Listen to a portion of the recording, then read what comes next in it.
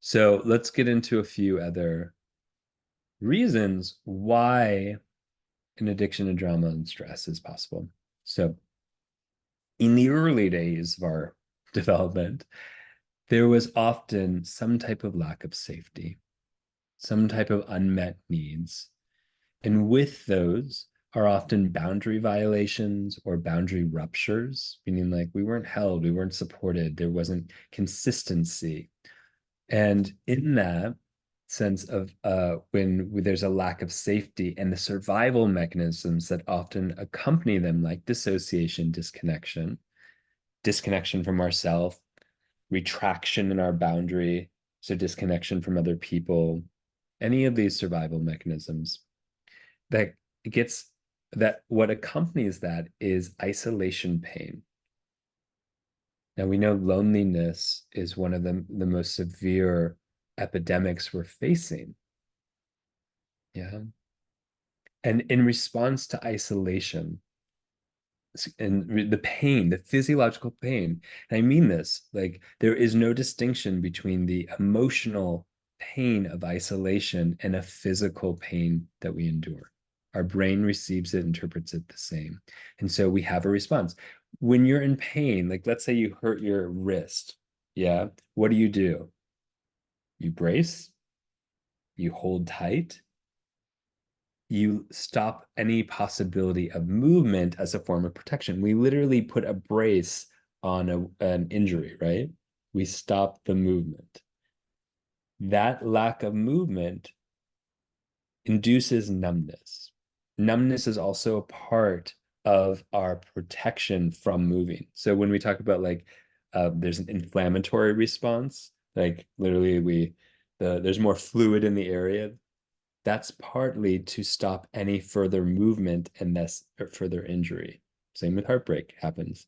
We get more endemic, I can't even say the word, more fluid even around the heart. And from numbness, because I said before, when we can't feel, therefore we don't know we exist, we seek sensations. And stirring up drama will certainly induce sensations. Watching the news consistently. Yeah. Think about all the places we get sensation. And to know that it has to be on a decibel high enough to pierce the layer of numbness. So it has to be intense, it has to be extreme. Sometimes it just has to be super fun too. Yeah. Okay. One of the things I often look at with folks when we look at attachment to addiction or stress is what was the currency of love in your house? Yeah. The currency of love is what you need to do in exchange for the love you seek or the attention you desire. For my household, I got the most attention when things were bad, when I didn't feel good, when I messed up at school. Yeah. So we internalize that is the currency of love is when something is wrong. And so I will be more hyper focused unconsciously towards the negative, what is wrong. Yeah, I'm going to be more attached to the things that are stirring attention than being able to just feel like, ah, I can just rest in the arms of another. Yeah. We internalize our environment, we absorb it like a sponge. If our family of origin, if our the literally the environment, there are lots of trains going around where we grew up, things like that, loud noises, we internalize the environment. Our internal environment mirrors the external environment. And then we will often seek external environments that match our internal environment. Funky, toxic relationships. There's a reason I lived in New York City for so long. Had a toxic relationship with that city that was very stirring. It is a city that never sleeps. Yeah. We will return to the familiar. So if we grew up in families that emotions were really cut off, and so the only responses people had were very extreme. Yeah. It's like, oh, I'm never allowed to be sad, so only anger is allowed in this house. There's not a lot of actually true, authentic expression. It's a lot of performative, yeah, performative expression. And so we're going to model performative expression, which means why so, and then we see people and we're like, it feels like they're performing. Yeah. When they're exaggerating, they're intensifying, it feels like they're performing. It doesn't feel authentic and connected to their own experience. Um, Interestingly enough, what I kept finding over and over again is, that's, and I mentioned this before, is when people, you feel pulled into people's crisis, right? Anyone here ever have that experience of like, I don't know how I just got sucked into this drama? Yeah. And one of the reasons for that happening is it because it feels the safest way to connect. So those who are addicted to drama often feel a dissonance, a sense of being out of sync with the world. And if my internal and ecosystem is chaos, but I'm in a garden, that environment does not match. So I start looking for where all the bees are that could be stinging people, and I rope all the people in. Do you see that bee? Do you see the size of that bee? Oh my gosh. And then suddenly they're in my chaos, and there's a sense of synchronicity. We're synchronizing. We're synchronizing, swimming in the chaos. Yeah. And the moment we actually, and it's just safer because we're not really ever in direct connection of intimacy. That would feel too dangerous. Yeah, it's too dangerous, as I'll talk about in a minute, to actually be in true intimacy. So to stir things up feels like a way that's safe enough to connect. Um, So there's, as I mentioned before, we connect through stress. There's a bonding component. This goes above and beyond. Like we feel part of an in group. Yeah, you see a bunch of um, folks, whoever it is, and they're like gossiping and they're like ragging on something, and they're like, then they said this, and they just said, no, how could they say, like, those conversations. Um, and it's like a full drama conversation, and they're connecting, they're bonding through it. It's called drama bonding. We're throwing logs on each other's fire and feeling the blaze of it all together. Safe is not safe for a lot of us. We might go like, when I rest into a friend's arms, like I just feel safe. And for other people, that sets off an alarm. So resting, settling feels unsafe because it means we won't be prepared for the next potential trauma. So what do? We stir ourselves into a constant state of preparation. That's stress state. Because what stress does is not only releases energy, it also helps us orient our perceptions to look for the next potential challenge that we have to interface with. So safety is not safe. And so we interrupt our own peace to make sure so that we can create a sense of safety, which is preparedness. Yeah. Safety in this sense would mean we could settle, we could let our drawbridge down of ourselves and be in the vulnerable interchange with other people, ourselves, life. But that drawbridge down leaves us too prepared to be attacked or under the next, or vulnerable under the next potential threat. Yeah. So we chase the drama to avoid our trauma.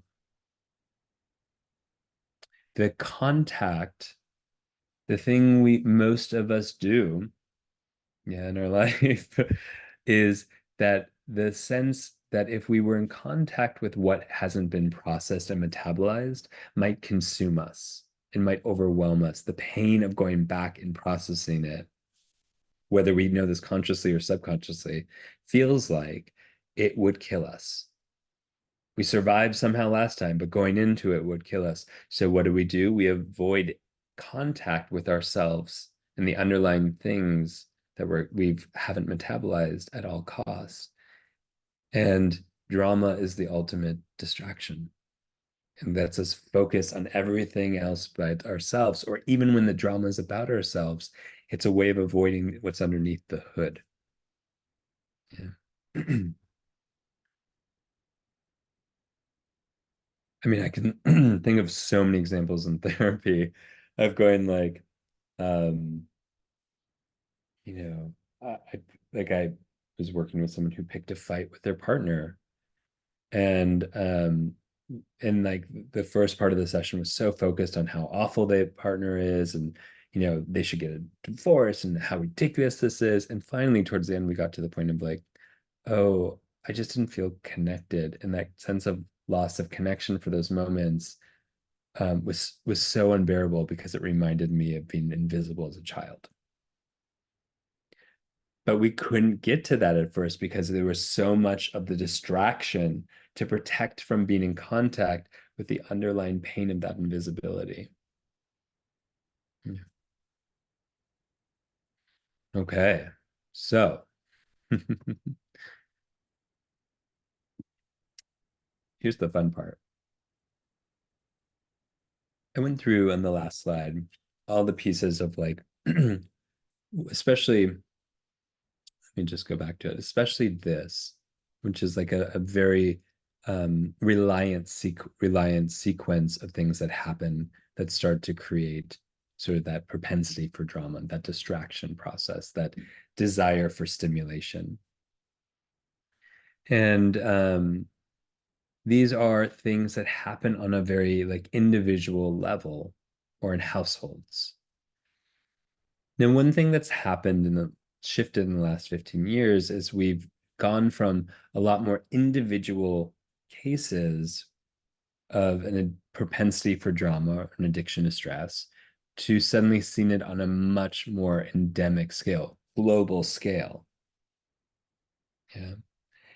And there's multiple reasons for that.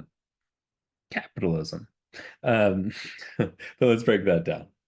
So it's funny when I hear people just go, "It's about capitalism," but they're what we're going to do is actually unpack the neuroscience of capitalism here in a way. So there's something that emerged, a theory of understanding economy and capitalism that emerged in the late 80s called the attentional economy. It means essentially that your attention, so where did your focus just go?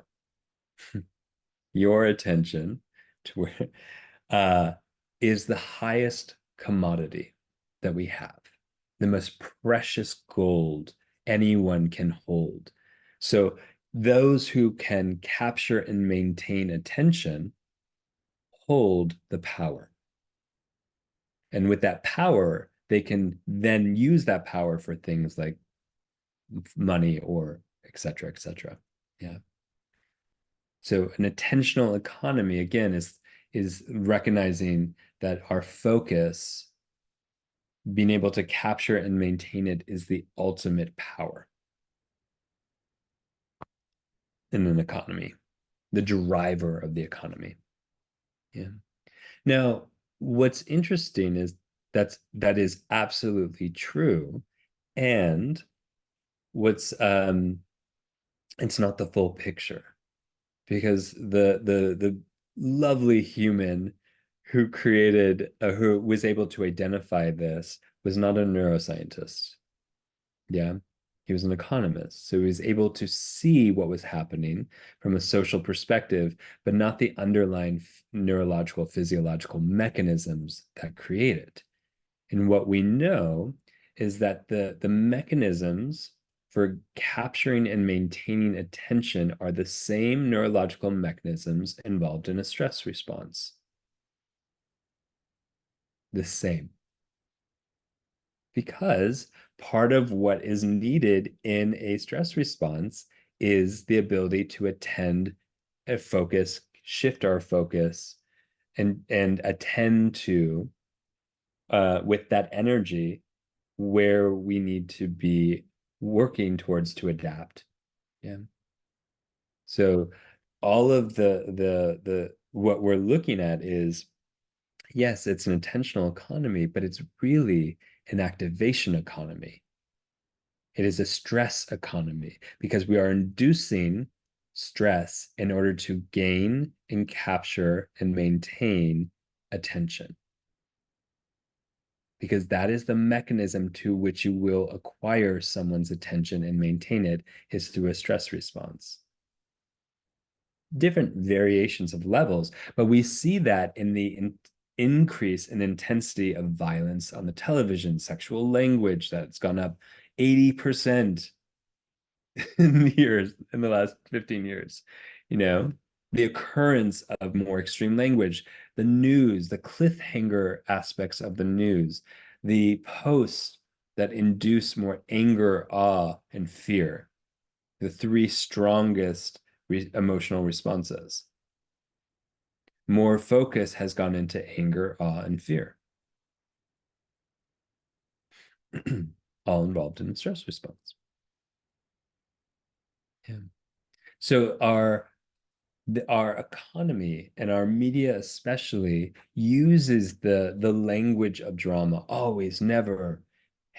Like if you've ever watched like even the news where it's like uh your house may be on fire, stay tuned through the commercials and find out if that's true. Like just all those weird bizarre cliffhangers where it's like, a hyper focus on the negative.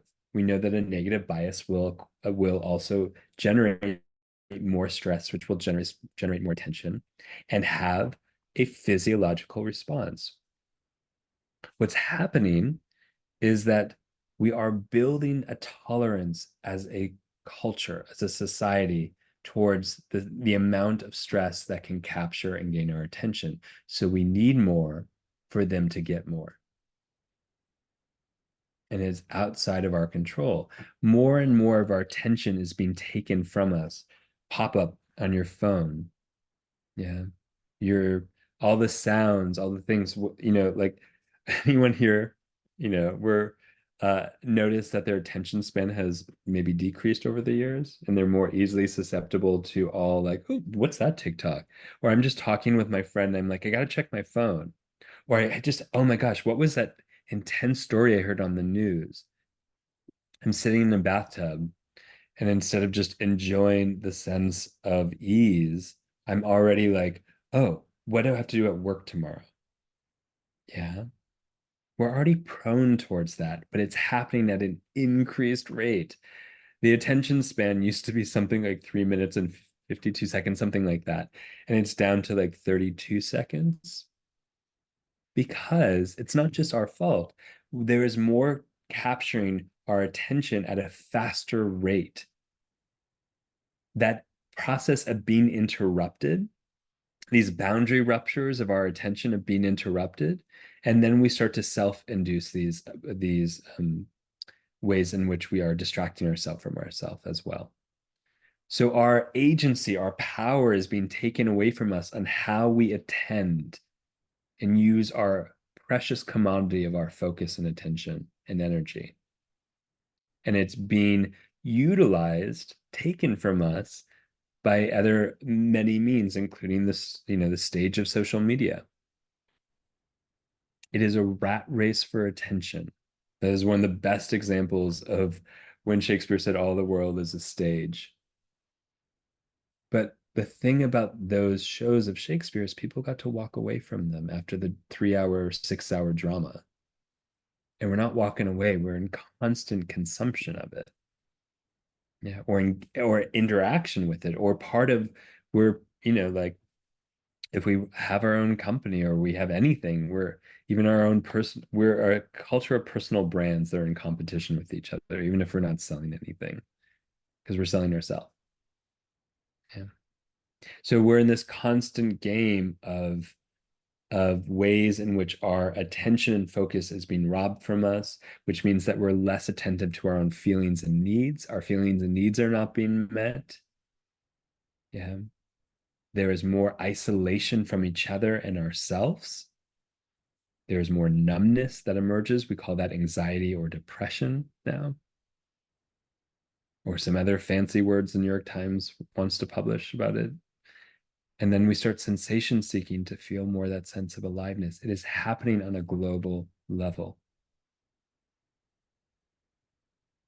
It's happening on a global level. And if you want to post something that gets more likes, what do you have to do to modify your own experience, to exaggerate your own experience, to make sure that it does that? When we know posts with awe and fear and anger get the most shares.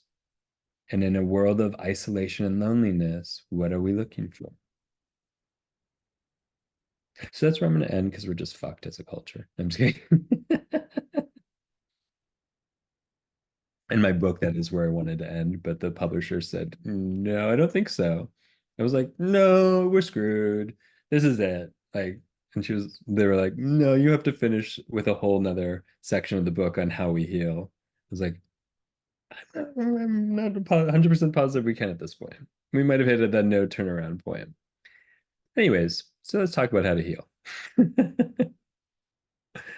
um, so healing addiction to stress and drama. Uh, I broke it down into 5 stages, and here's the good news and the bad news. We all have an addiction to drama at the point. Yeah. So that person we all know, that is us. And it's mostly not our fault. Those mechanisms of taking our attention, overwhelming us, flooding us with beyond our capacity that we talked about in the individual process of addiction and drama are happening on a mass scale. The conditions to create an addiction and drama on an individual level are now happening on a mass scale.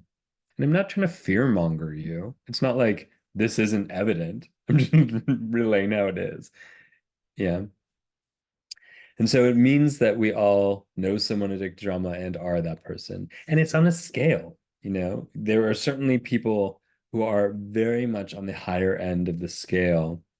And there are many people on the low end, but these are things that no matter where we are on that scale will be helpful. Um, so the first thing is just being aware. And one of the easiest questions I ask people in terms of awareness is how are you interrupting your own peace? How are you disrupting your own settling calmness? What happens when you take a bath or walk through a garden? What are all the things in which you are um, utilizing to not be in this moment in your body, in the sensations, feelings, and needs of your experience? That's the beginning of awareness, is when you start to recognize all the ways in which you are interrupting your own peace. Because remember, the interruption of your own peace is about maintaining a level of vigilance, readiness for the next possible threat or next potential stress. Yeah. And once we start to recognize essentially where we are revving ourselves up, and that's the word I use, revving. So it's the mechanisms we use to create that activation, that readiness. Yeah. It's like, oh, I'm sitting here teaching a class, but I'm already thinking about and having a good time with you, by the way, and thinking about like that meeting I have to do next. I'm revving myself out of just enjoying my experience with you. Noticing that. I'm noticing all the creative ways I take myself away from myself or bring my attention or allow my attention or recognize where my attention is being stolen towards the things that are exaggerating, intensifying, creating unnecessary stress and turmoil, creating a disproportionate response in me than what's actually required to functionally adapt. Yeah. And when I notice all these different ways I'm revving, then I'm start to be able to take actions. I get to be simple things like I notice I'm starting to rev myself up, or I'm thinking about my job or my boss or something, and I go, oh, I'm catching myself. I'm gonna bring myself back into what's happening in this moment. I'm in a bathtub. Just like I feel the water again. I start to interrupt the ways I interrupt myself, my piece. Yeah. I'm doubling up on the interruption. I interrupt the way I interrupt myself from my own peace and settling. And I recognize maybe at this point, ooh, what am I interrupting myself from? What am I distracting myself from? I start to look if I can underneath the hood of the behavior and action and the engagement and drama and stress. And then if I've interrupted myself from going into the pattern enough, I've created these little gaps, these spaces. And in that space, I'm able to do a deeper dive into myself.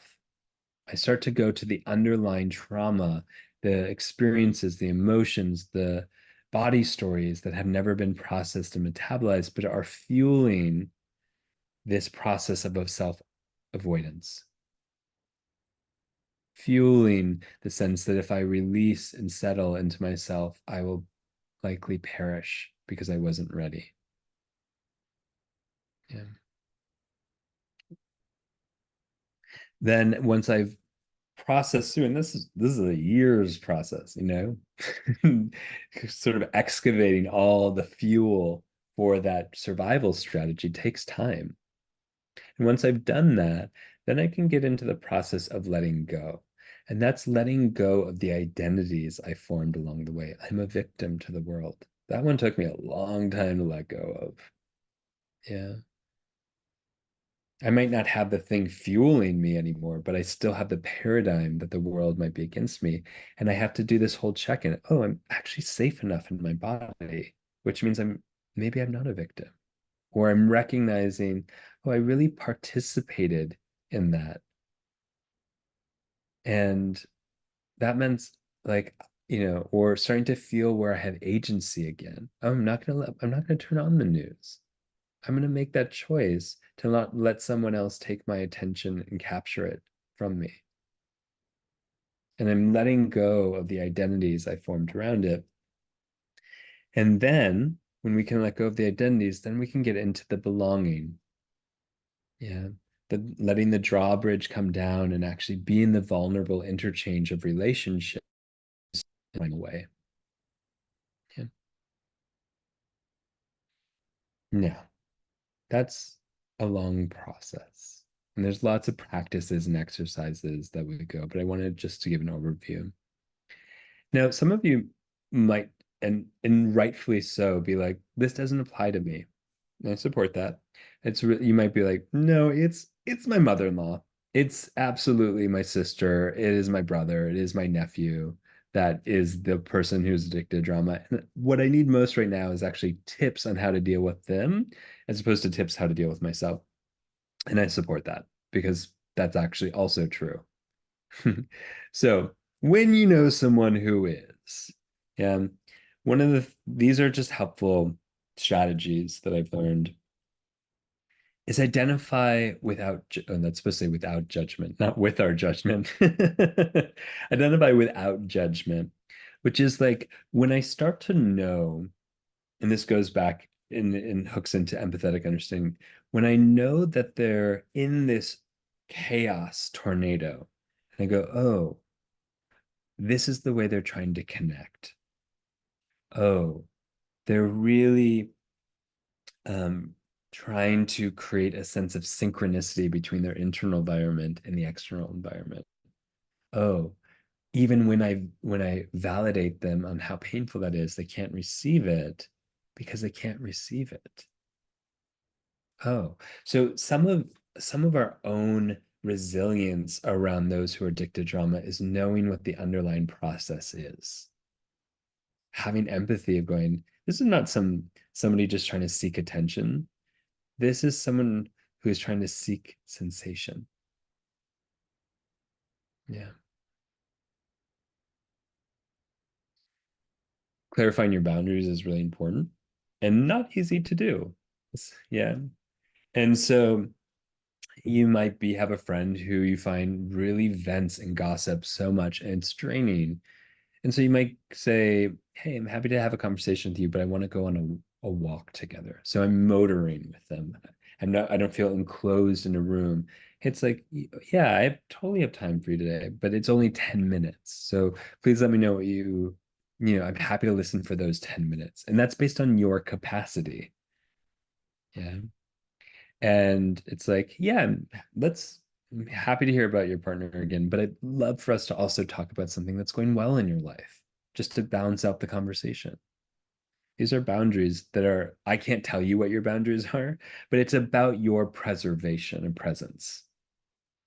That is how we identify the boundary in relation to someone else in this way.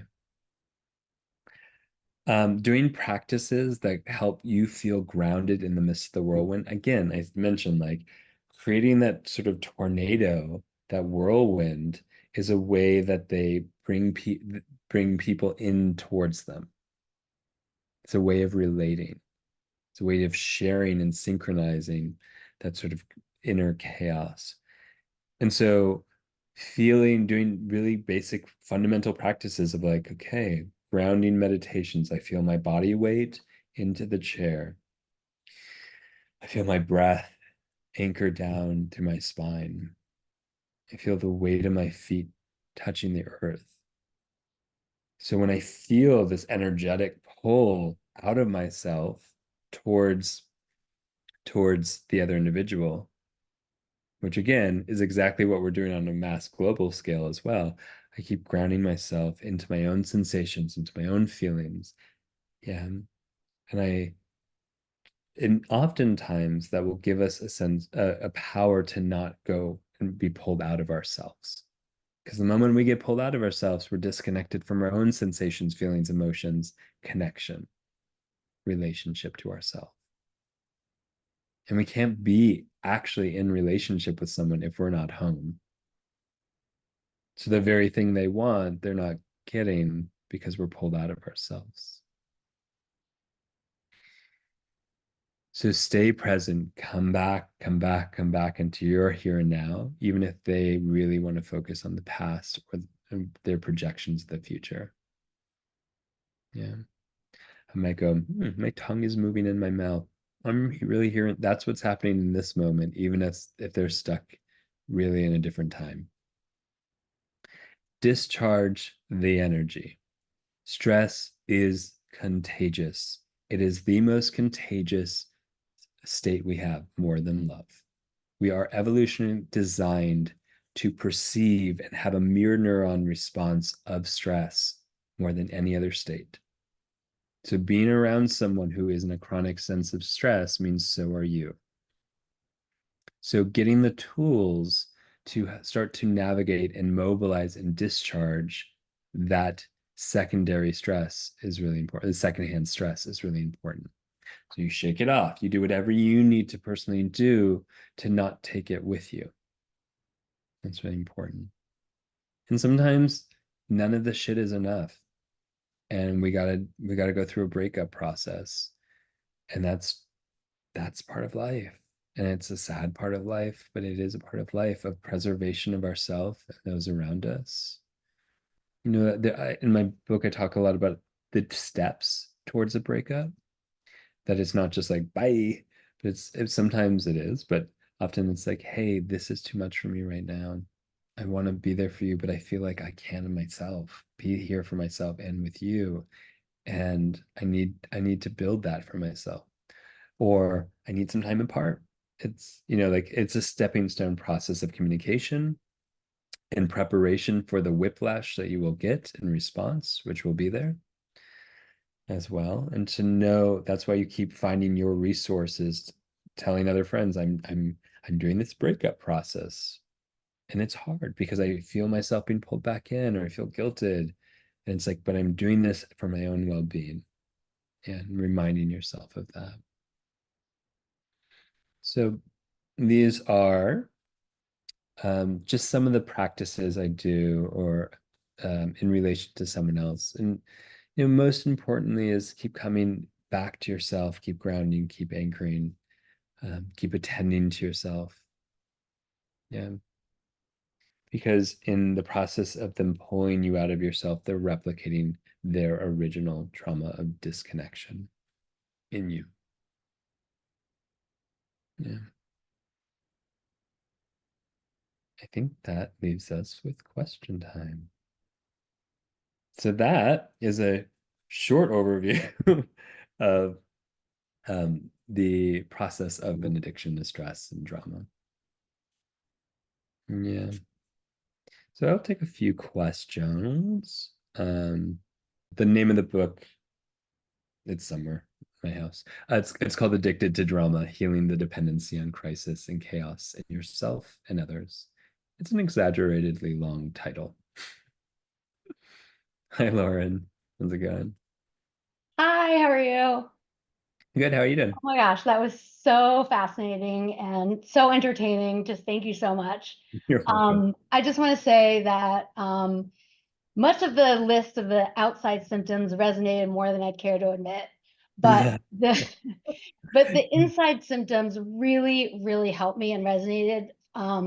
I grew up with type 1 diabetes. So when you talked about just feeling out of control and the symptom, the currency of love, Mhm. really resonated because I think the currency of love growing up was when you're sick or you needed medical attention, needed shots, that's when I got attention. Yeah. So that really resonated, and I just want to thank you.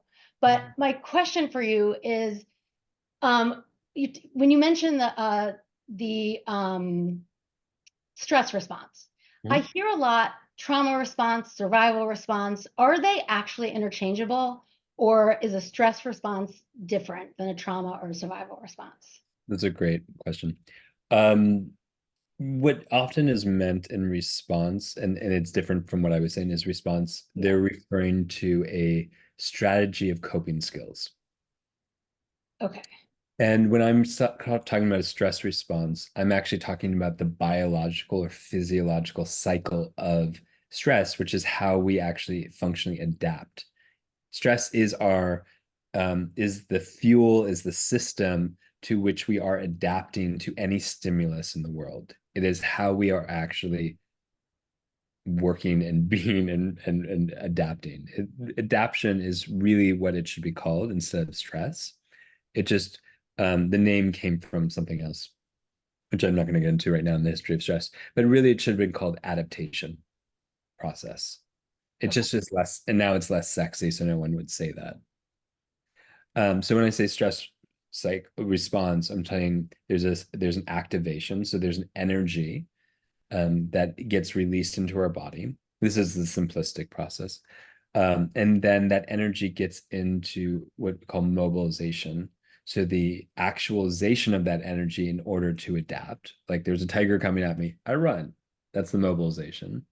There's a whole process of deactivation where I reconnect to my felt experiences, my emotions, my senses.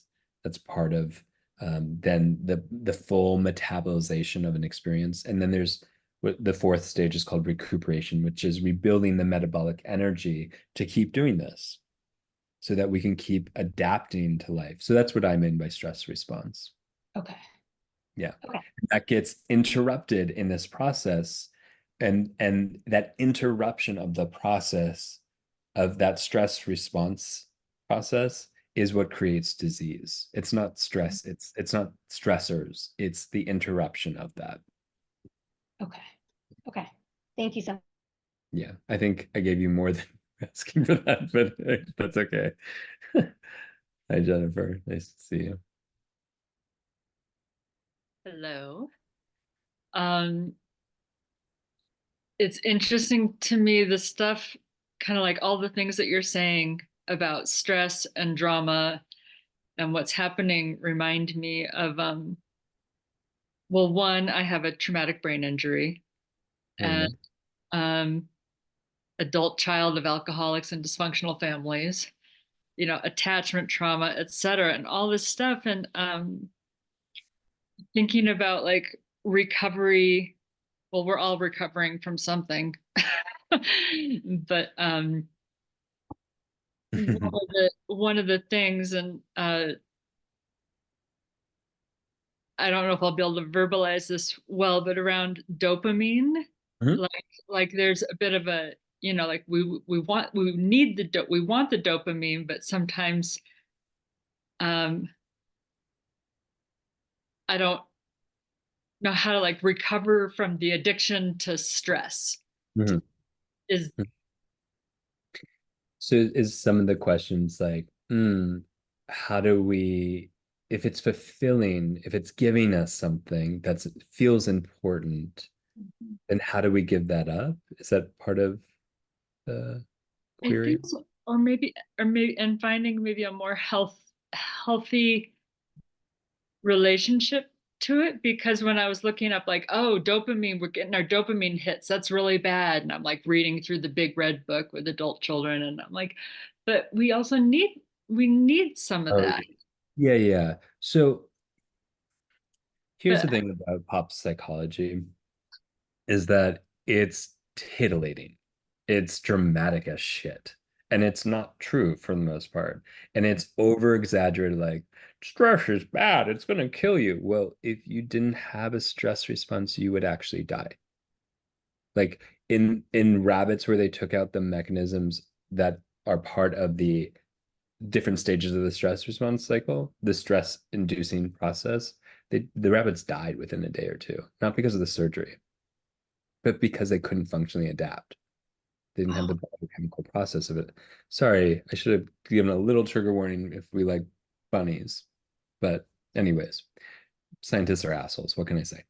Um, so and it's the same with dopamine. It's like I think very much and I think there's a master class. It was the first master class on the Embody Lab, and I gave a talk about um, hormones, neuropeptides. And so like I break down what they actually do because a lot of like what's being said is very superficial, very like dopamine is about a hit from what you like. It's so much more complicated and interesting than that.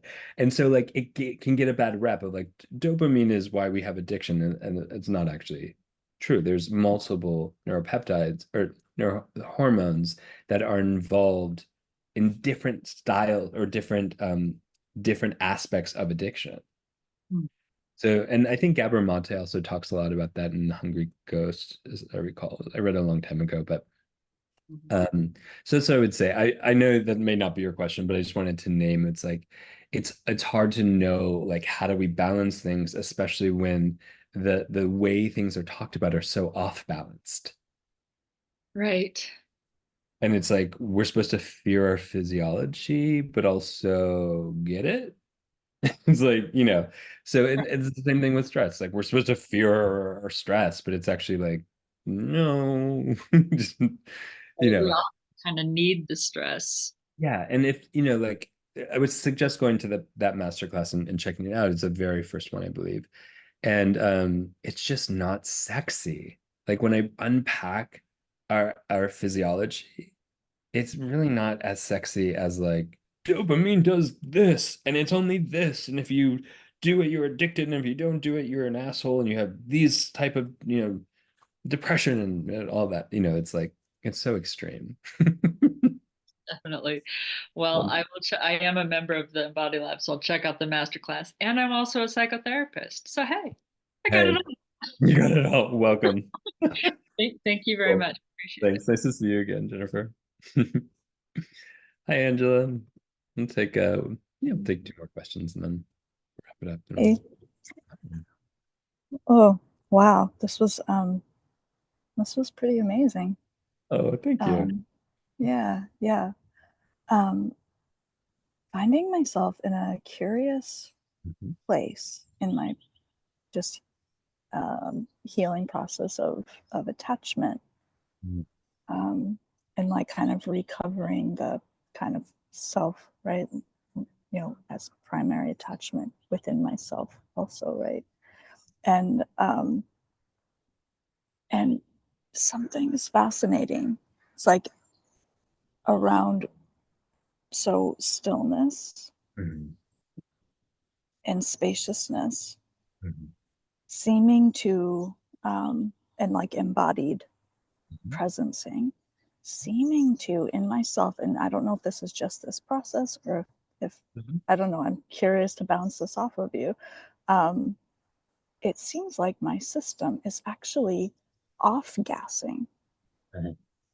um, like maybe even prenatal imprinting. Like my parents were both alcoholics, and Okay. I lived under the roof of like a world war kind of my formative years before they split up. Mhm. Mhm. It seems like my system is like off gassing. Mhm. um, Yep. Perhaps this drama addiction. Mhm. Totally. And yeah, Yeah. and it's almost like I'm having these insights, and tell me if I'm crazy, but I'm having these, seems like I'm having these insights of like certain elements will sort of like off gas. I'll Mhm. feel these intense, Mhm. horrific, like Mhm. feels like monsters in my body. Mhm. um Yeah. and it's almost like these insights of like, whoa, did like did somehow I create in different sections of my life Mhm. the exact circumstances Mhm. that were actually designed Mhm. to like off guess these things, and like creating the characters that would mimic Yeah. what was actually, and this was in my formative years, so I didn't have actual access to these memories because they split up when I was 3, so like all this shit was repressed. Yeah. It's like, whoa, is what you're talking about, the addiction to drama, how much of that is actually our systems, like perhaps like finding the space to off gas and then doing it, but then we like Mhm. pin the environment. Yeah. Yeah. You know what Yeah. I'm trying to say? I know what you're saying, and you're right.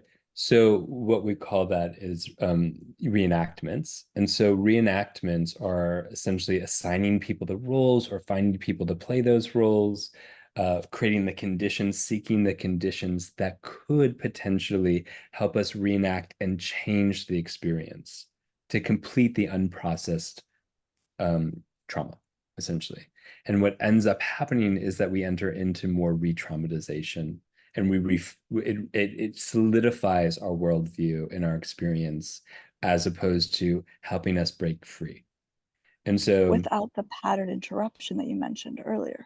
yeah, yeah. So, So that's what I feel like I'm engaging in. It's like pattern interruption after and the pattern interruption is just me it's like yeah, yeah. continuing to feel It's myself not do anything.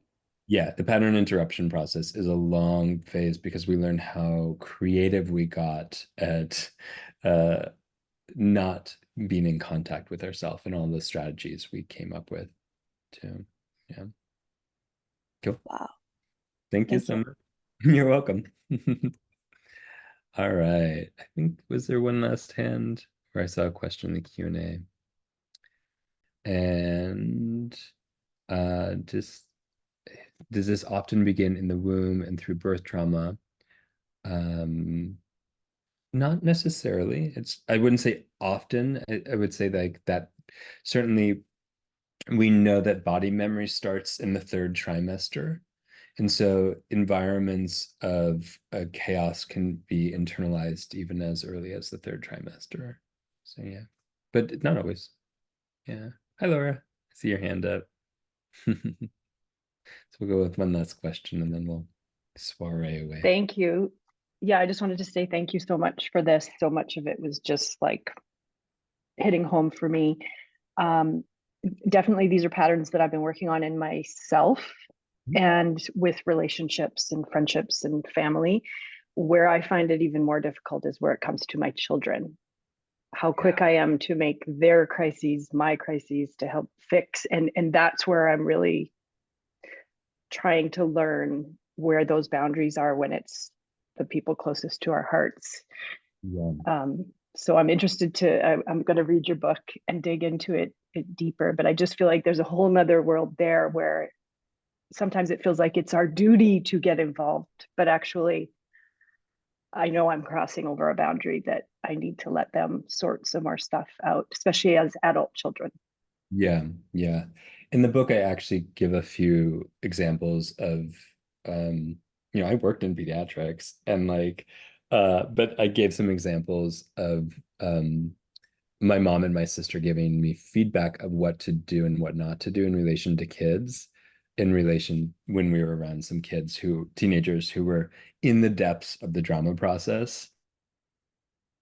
And it was so fascinating to have that experience because I was like, oh, I'll go in and I'll do my psychology thing. And I'm a psychologist and I know what to do. And like, it didn't work. And it just like, and then when I tried to, like, it worked a little bit. And then like, they got together as a group, these kids, and they just poured um, rocket fuel in their fires. And then I was like, and then none of my tools worked. And I'll share the story a little bit, but my mom was like, do nothing, just do nothing and let the fire burn out and just like hold the boundaries so they don't burn down the house, but do nothing and let it burn out. And I was like, no, no, no, no, no. I have to intervene. It is my job. I'm a professional, like all this stuff. Just like And sit that's where yourself. that validation piece comes in. Yeah. And just like see yourself. You're just gonna keep making yourself miserable. But like, and I sat back and I watched and it just burnt itself out. And I was like, as though nothing had ever happened when it was done. That was the crazy part or the wild part of going, wait, so that wasn't actually a big deal? Oh, okay. And I watched my sister do it with her kiddos too now. And I'm like, wait, how do you actually discern what's a big deal and what's not a big deal? Like is at a decibel of 10. And she's like, you just get more nuanced and being able to identify. You stay there. I'm here for you, but you don't throw logs on their fire. Beautiful. And also just it can bring up our old Oh, trauma and drama patterns. So it's like, okay, that's my stuff. That's yeah, not there, like trying to separate and just sit in it. I yeah, love that. for sure. Absolutely. Thank you. Thank you. All right, my friends. Thank you so much for coming and hanging out for the last hour and a half. That was fun. And look forward to connecting more. Thank you so much. Have a beautiful rest of your day.